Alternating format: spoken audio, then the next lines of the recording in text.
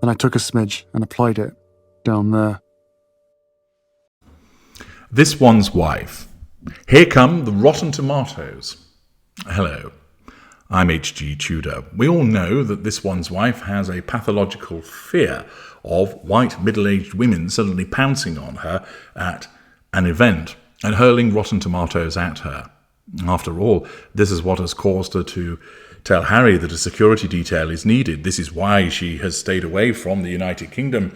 This is why she has sought to close down certain individuals on the internet. The fear of the tomatoes. Well, there's one place that she can't hide from the rotten tomatoes, and that is rottentomatoes.com itself. And I thought it would be interesting to see what is being stated about her new series on that particular website. Well, it gets an 11% popcorn meter after 250 plus ratings, which demonstrates that it really is being deemed a failure, that people aren't going to sit down and munch the popcorn and watch it. But what do the reviews say? Previously, I've considered some of the professional reviews, which on the whole, from Britain, were scathing and were lukewarm from those from the United States. There are some further reviews that are provided in a professional capacity. Well, let's just have a quick march through the 6 reviews that have appeared from the critics and their short-form reviews, such as Anita Singh of the Daily Telegraph, who writes, "The format is this. This One's Wife invites people to her pretend house.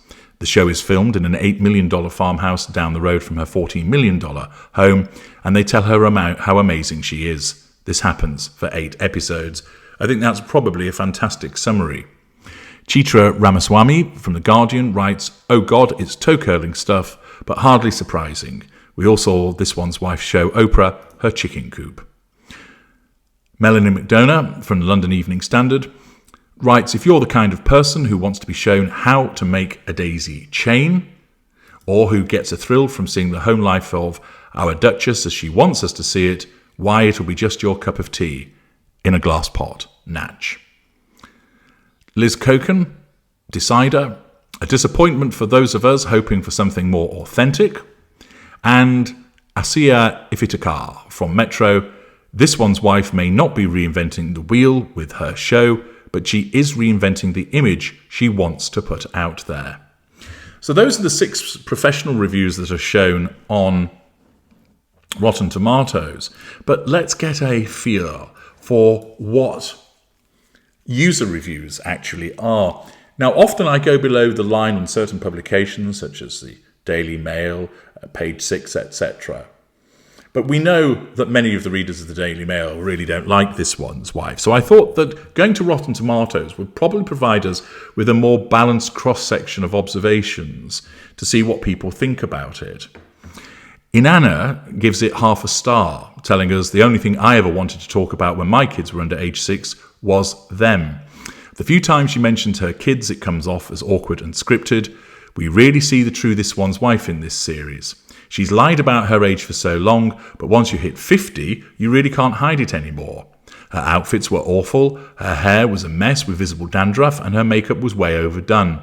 She doesn't know how to actively listen. Well, that's true, because as a narcissist, she's so self-absorbed, she's not interested in what other people have to say, and she's incapable of thinking on her feet. True. The food she makes looks dreadful. She's so skinny that it looks like she eats nothing more than a couple of cashews, 4 or 5 bottles of red wine, and a pack of cigarettes a day. There are so many crazy talented people out there that it's astounding Netflix paid her for this drivel. This show is so bad, I actually feel a tiny bit sorry for her, but I'm more sorry for her kids and for her and Harry's family. She wanted this show to make people like her, but all it did was show how desperately stupid she is." Louise H., half a star. "As a Brit, I decided to give her the benefit of the doubt and a fair view, but dear God, I lasted 20 minutes before I turned it off. Just proved what most of us think in the UK, in love with herself, a narcissist, and just plain bloody awful at everything she does." SB, half a star. "What can I say that every single paper and magazine hasn't already pointed out? I couldn't stomach more than 15 minutes of floundering around like she'd never seen a kitchen before." TJG, half a star. "Sorry, but this is only talking to anyone not living in the real world. Kept watching, hoping it would improve, but no. Pamela Anderson has a show worth watching. It is real. Andrew V, half a star. The show is so tone-deaf, boring and fake, just like her interactions and reactions. Julia R, boring, inauthentic and cringeworthy. Gustavo, incredible show. This One's Wife shows a lot of love and inspires us to be a lover with every person around us. She is very authentic. Congratulations. 5 stars. Joyce, half a star. Oh my, I thought it would be bad, but it was like getting a tour of the basement below rock bottom.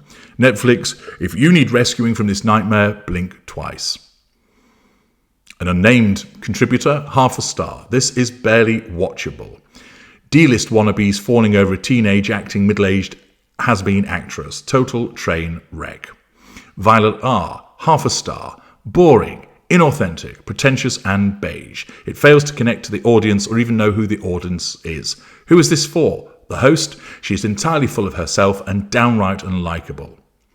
Unnamed contributor, 5 stars. Loved it. Wholesome and selling the soft life.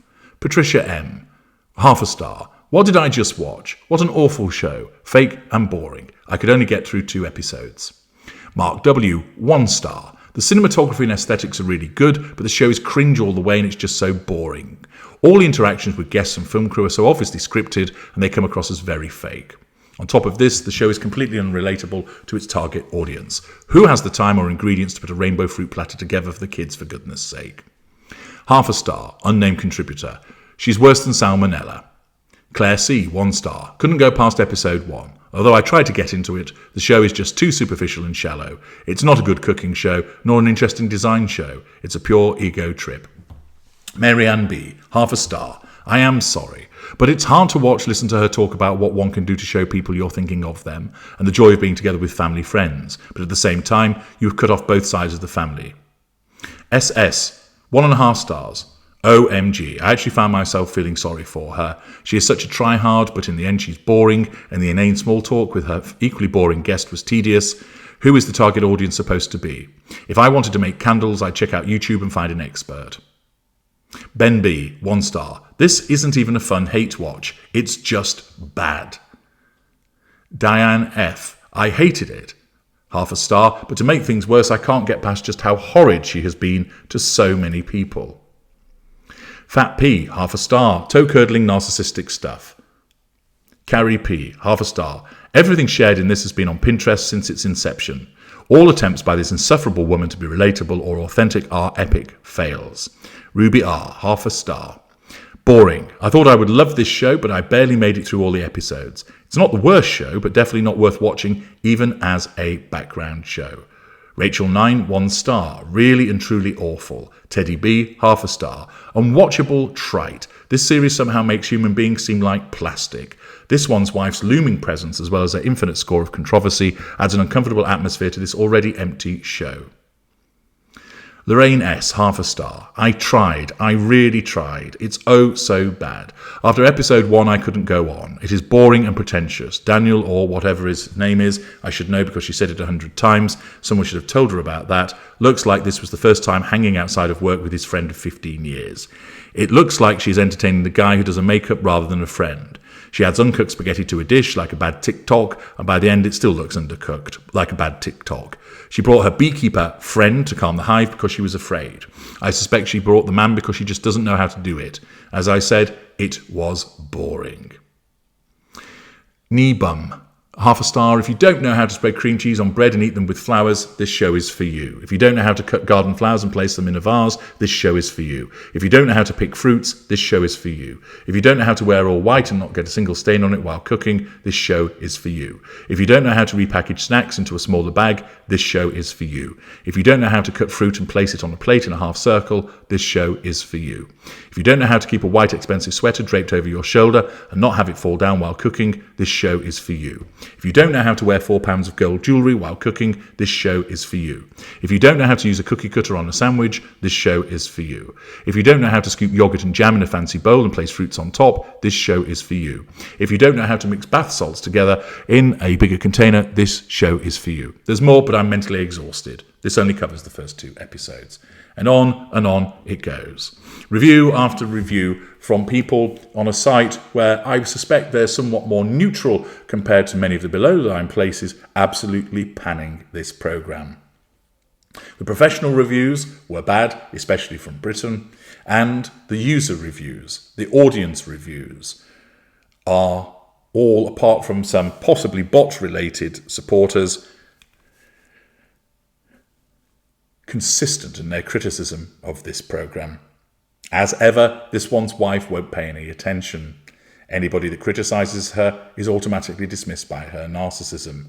This is why she keeps failing. She doesn't take on board any form of criticism, constructive or otherwise. It is always jettisoned, because that is the purpose of her narcissism, to remove these threats to control. And all it means is she keeps on repeating the failures.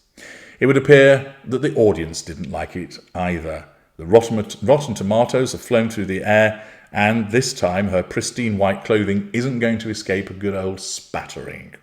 I'm H.G. Tudor. Thank you for listening.